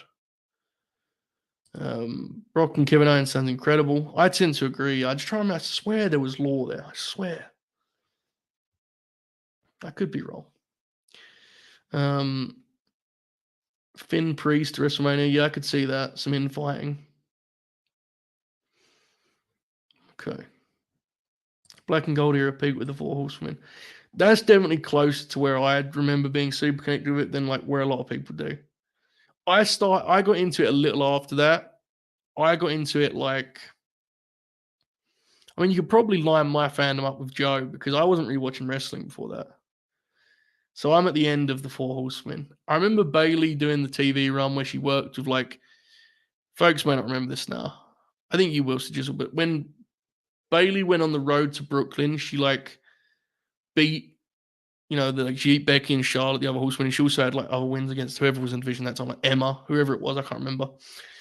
I remember that being the first stuff I watched because Joe had debuted. So I think my first event was like at the end of their run. And I think of my favorite black and gold stuff is then through to, I think it was great till New Orleans. I mean, I was there in New Orleans. That was a great show. I kind of stopped watching after that, though. The Gargano Ciampa stuff kind of wore me out, unfortunately, but it happens. I did not see Cody and Nakamura. I read some funny things about it, but I did not see it. I'm now seeing the reactions to the Tanahashi Okada. Do you have a nostalgic show that you always go back to? Mine is 92 Rumble. I see it live as a child and it got me back into watching wrestling. It does feel weird. Brett's not on the show. Interestingly, Brett was like, that was the week when they were talking about him going to WCW, right? There was like a lot of rumors around that time, January 92. Wrestling nostalgia is weird for me because I don't have a connection to wrestling as a child. I just, that wasn't my fan. That's not how it worked out. My brothers do. Last week I watched SummerSlam 2000 with my older brother because he loves that show because he watched it as a kid. I didn't have that experience, but I always enjoy watching it through that lens. So yeah, I don't really. It's not kind of part of my fandom. I kind of fell in love with wrestling a lot later. So the things I do have nostalgia for are things that I just actually liked. Not the 90 Rumble. 90 Rumble's classic. But what I'm saying is they're things that I could watch now, and it's the same thing that appeals to me about it. So yeah, not really. Okay. What was your favorite show? Black and Gold. I just answered that. There you go. Were you watching the weekly TV? I was reviewing it for a long time. They do not hold up to Dynamite from a quality point of view in terms of like match quality or like must see TV, but I do think they're really tightly constructed. Like I mentioned before, one of my favorite NXT TV bits ever was when Samoa Joe was killing guys on the build to a match with Shin, and they did vignettes for Dan Mather, who was this big jacked up guy. They did a month of vignettes also that when he debuted, Joe could kill him.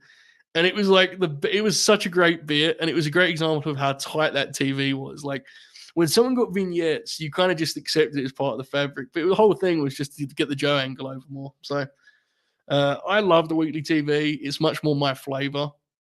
It's not as good from a like spreadsheet, match quality point of view, by any means.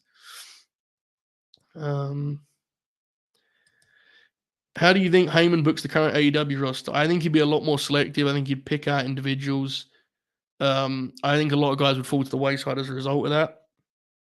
I think a lot of the older heads would suffer for better and worse. I think some of them are very valuable. I think he's very quick to latch on to young guys for a range of reasons. Some of them are more sinister than others, but nonetheless. And he would also do some angles that would be absolutely awful. But he would probably pick a couple guys and get them over huge. So it'd be a mixed bag. It'd be the full Paulie experience, I have no doubt. I tend to agree. I think Revolution will be positive. I'm kind of optimistic right now on AEW here. Maybe naivety, but I think they've learned some good lessons as of late. I'm pretty confident. Pretty hopeful, I should say. WWE appear to be getting ready to run Jey Uso and Gunter. You seem to be the Jey Uso guys. How we feeling? I love it. I mean, I love Jey. I think his work is like fun. I leave it there. I don't think it's much more than that often. And I say that as someone who I love. I'm so happy for the dude, but I don't think it's I don't think he's an in-ring genius by any means. But he has a good feel and he's charismatic. And I think with Gunter, his game will be maximized because he'll just be able to sell and make comebacks. I think that will be glorious. I love that. I'm all in. With Daly's place tonight, what is your favorite moment, memory, match from Daly's? I remember there being there for the Mox Eddie entrance with the full crowd. You stole my answer. The Mox Eddie entrance for Double or Nothing and Sting's debut, I think, are the obvious ones. I think both magical and that Eddie and Mox entrance. My goodness. All right, folks, we're going to wind down. I'm going to catch up on what we got in the chat. And we've got a few more here, and then I'll be on my way. Hope everyone has enjoyed this. Okay. There are a lot of question marks for a lot of the baby faces who they work at Mania, apart from Jay, Becky, Cody Punk, but Randy, Sammy, KO are still up in the air. Yeah, I wonder if they flip Randy. I don't think you can, though, right? He's too over. Interesting. Brock versus Lashley on their quest to finally have a good match. It'll happen one day, brother. What's your opinion on the length of Joe's run? In my opinion, it should be short, but not 2 months short. I think a 5 to 6 month run with a lot of hard-hitting old-school Joe matches.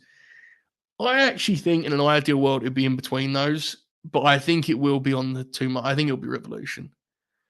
In an ideal world, I would, you could kind of slot it in there at, 4 months maybe, 3-4 months, but I think we're going to get 2 months. But I'm glad we're getting it. I will be honest with you, brother.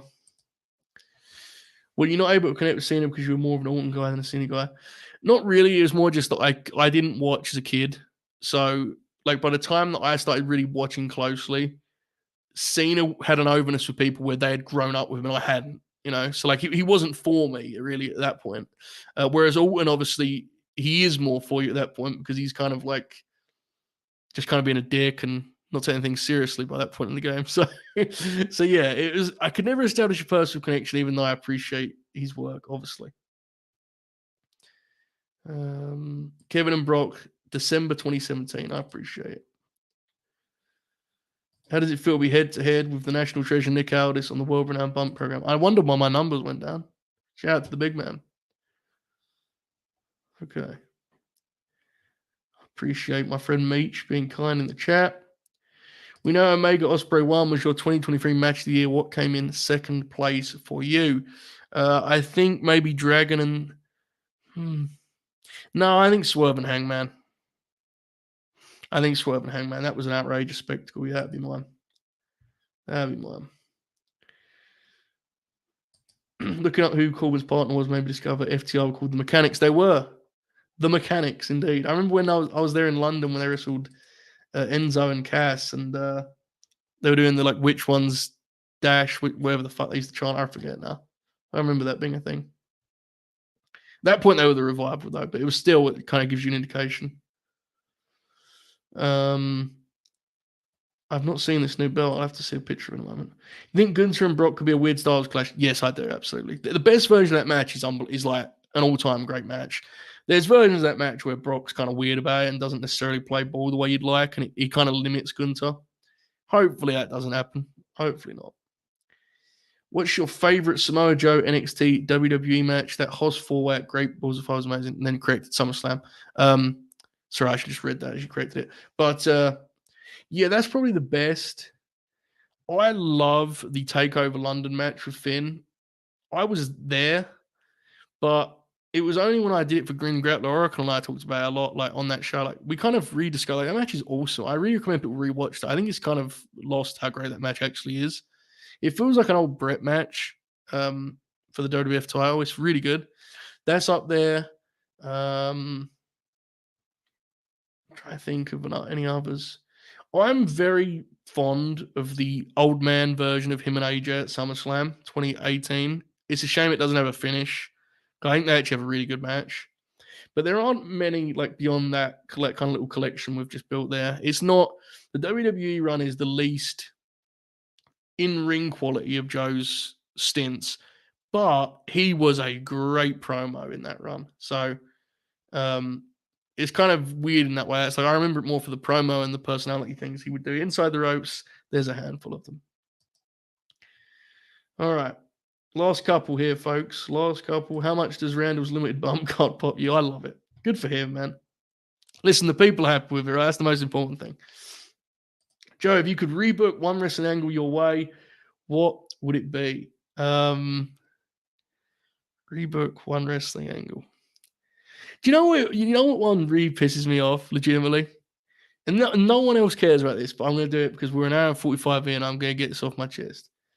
It drives me nuts that Bailey and Alexa Bliss are forever in wrestling infamy for how bad their feud was.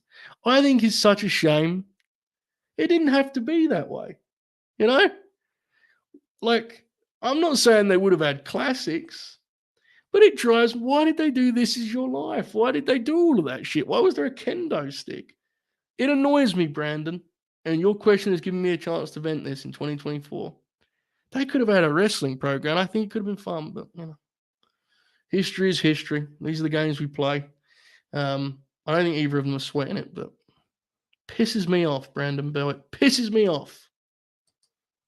Nonetheless, 13 minutes of Brock Gunther, trade Germans and chops, give him an F5 kick out, and you got it. Absolutely, man. Best version of that is real graps. Who's calling me? I hope it ain't Bruce Pritchard. Let me be clear. I wasn't dunking on Alexa. I think Alexa's dope. I'm a fan of Alexa. What I'm saying is they could have had a good wrestling program, you know? They had a match in NXT that was quite good. It's a shame. I'm mad about it. You can see I'm mad about it. Love the... Yes, it was awesome. It was a tremendous match. Then he started a message. Hoping to see more of it in 2024. I'm such a novice. Whenever there's a match recommended, I try and watch it and learn more. I love Azumi's work. I love Starlight Kid. I'm trying to think of personal favorites. I don't know who else I would single out, but I'd like to become more educated. Basically, Sixter. I know you're a huge fan. Like whenever there's a match that's like critically acclaimed, I try to sink my team into it and see what I think. And I loved that match. That was awesome. Unhinged, to be quite frank. I mean, outrageous match. Headbutts down the stretch. Good God Almighty. Also, on the Tokyo Joshi Pro side of things, Masha Slamovich and Yamashita was tremendous also, same day. So, okay. Last couple here, last couple. How quick can we get an official Jehovah Promotions logo? I'd love to, I don't know. I'm probably never going to make it, but I would love for someone to make it. It'd pop me huge. What would I like it to look like? Hazuki is so great. Yes, absolutely. JHP logo. I mean, it should look like some old bullshit, really, right? Like, it should look like some shit from the 70s.